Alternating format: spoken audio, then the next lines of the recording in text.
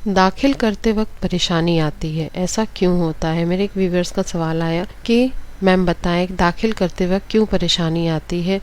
मैं जब भी दाखिल करने जाता हूँ लेकिन उस वक्त में रैशेस हो जाते हैं, छिल जाता है मेरा भी और मेरे पार्टनर का भी। तो आप इसका सही तरीका बताएं कि किस तरह से दाखिल करें।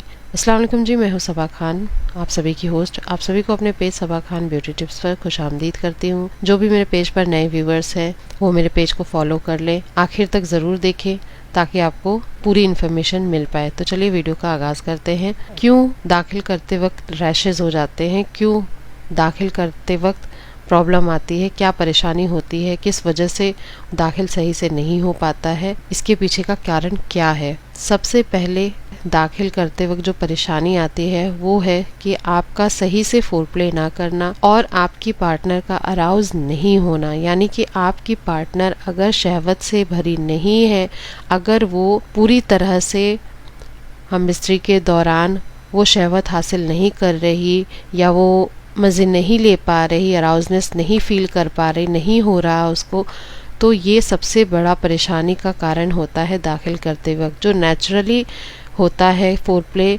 और उसके बाद लुब्रिकेंट बनना फिर दाखिल करते वक्त वही काम आता है, क्योंकि शर्मगाह जब गीली होती है तभी आप दाखिल करेंगे तो स्मूथली दाखिल होगा और किसी तरह की परेशानी नहीं आएगी। अगर ऐसा नहीं हो रहा तो इसके पीछे का बहुत सारा रीज़न हो सकता है, जिसमें से सबसे बड़ा रीज़न ये है कि आपकी बीवी उस वक्त में शहवत हासिल नहीं कर पा रही। वो क्यों नहीं कर पा रही, वो रीज़न क्या है? जब आप हमबिस्तरी करने जा रहे हैं या जाते हैं तो उस वक्त में आपकी बीवी का मूड क्या है, पहले आप वो पता लगाएं। अगर आपकी बीवी का मूड सही नहीं है तो पहले उसे ठीक करें, उसे सरप्राइज़ दें। अगर सरप्राइज़ नहीं दे रहे हैं तो उसकी बात सुने, उसके कामों में उसकी हेल्प करें तो वो खुश हो जाएगी। उसके बाद जब आप हमबिस्तरी की शुरुआत करते हैं तो उसको बोसा देने से स्टार्ट करें, यानी कि चूमने से शुरुआत करें। सबसे पहले आप चूमना शुरू करें, उसके बालों में अपने हाथों को रखें, सहलाते हुए अंदर करें और उसके बाद उसके होठों को चूमें। उसके होठों को चूमते ही आप देखेंगे कि उसके अंदर सिहरन पैदा हो जाएगी। जब आप उसके बालों को पकड़ते हुए और हल्के हाथों से सहलाते हुए उसके लबों को चूमेंगे, जैसे पहले ऊपर के लबों को चूमा, उसके बाद चूमते हुए अपनी सांसें छोड़ें, फिर रोकें, फिर छोड़ें। थोड़ा गहरी गहरी सांस लें ताकि वो सांसों को आपके महसूस कर सके और वो भी उसी के तरह कोऑर्डिनेट करे, यानी कि वो भी उसी तरह की चीज़ें करने की कोशिश करेगी। वो उसके भी मन में ऑटोमेटिक वो चीज़ें आएंगी कि मेरा पार्टनर, मेरा शौहर इस तरह से मुझे शहवत दे रहा है और मैं भी ऐसे ही करूं। ऑटोमेटिक वो औरतों के दिमाग में, औरतों के दिल में ये चीज़ें उस वक्त में चलती ही चलती हैं हर औरत के, और वो उस चीज़ में आपका साथ देने लगेगी। जब आप उसके लबों को चूमेंगे, चूमते हुए फिर आप उसके गालों पे चूमेंगे, गर्दन पे चूमेंगे। गर्दन पे कान के हिस्से, जो कान का नीचे का हिस्सा होता है या कान होता है, वो बहुत ही सेंसिटिव होता है, बहुत ही शहवत से भरा होता है। अगर आप उस पर चूमते हैं तो मैं ये गारंटी के साथ कह सकती हूँ कि आपकी पार्टनर के शर्मगाह में लुब्रिकेंट ज़रूर बनेगा और आपको दाखिल करने में नहीं परेशानी आएगी। लेकिन मर्दों का जो हमबिस्तरी के दौरान करना होता है वो इन चीज़ों को भूल जाते हैं। सिर्फ लबों पे 2-4 मिनट का चूमना हुआ, फिर पस्तानों पे चूमना हुआ और सीधे दाखिल करने के तरफ चले जाते हैं। लेकिन ऐसा नहीं है। मर्दों को अराउज़ करने के लिए बहुत ही कम समय लगता है, वो 2-4 मिनट में रेडी हो जाते हैं, तनाव आ जाता है, इरेक्शन हो जाता है। लेकिन औरतें ऐसी नहीं होती हैं। औरतों को शहवत दिलाने के लिए, अराउज़ करने के लिए वक्त लगता है, कम से कम आधा घंटा तो लगता ही है। 30 मिनट्स मिनिमम अराउज़ होने के लिए उनको लगता है, उनकी बॉडी को तैयार होने में, इरेक्शन आने में लगता ही है।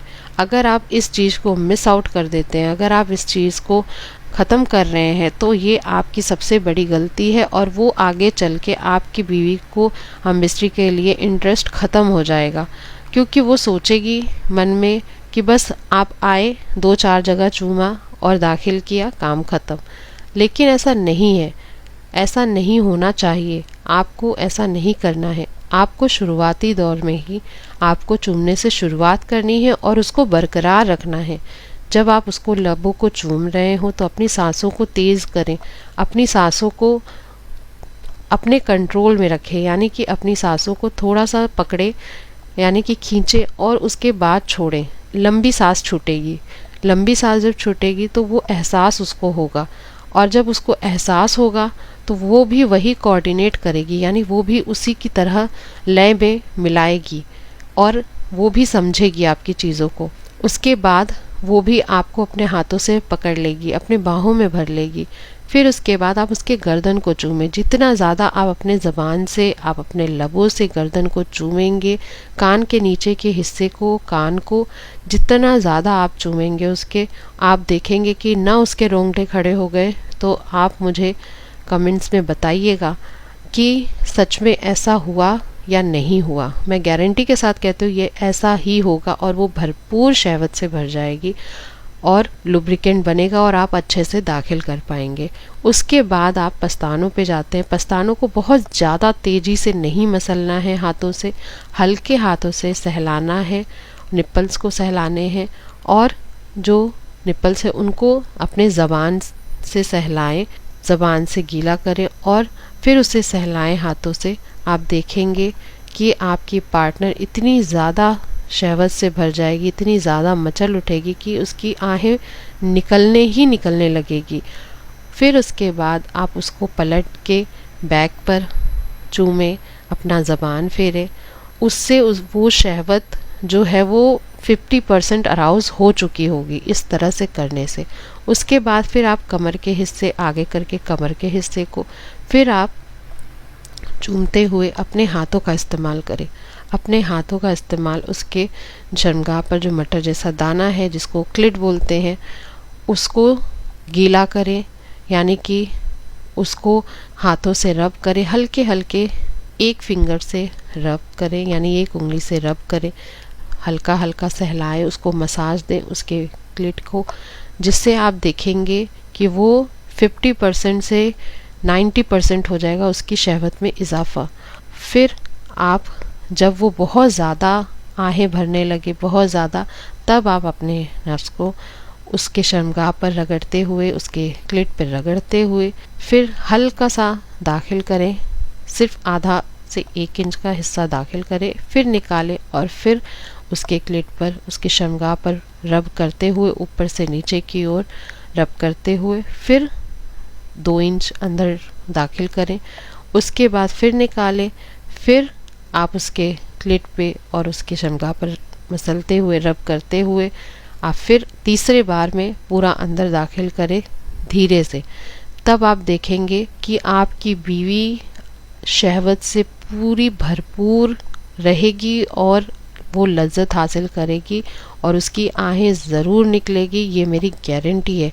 अगर आप इस तरह से करते हैं तो आप देखेंगे कि आपकी पार्टनर बहुत ही अच्छे से उस वक्त को एंजॉय कर रही होगी। जो लोगों की शिकायत है, जो बहुत सारे मेरे व्यूवर्स ने मैसेज किया कि मैम बताएं कि मेरी बीवी शहवत नहीं मिल पाता उसको, उसके लिए मैं क्या करूं कि वो उसको शहवत मिले और उसके शर्मगाह में लुब्रिकेंट बने, क्यों नहीं हो पाता, इसके पीछे का रीज़न क्या है। तो इसके पीछे का रीज़न ये सारे थे।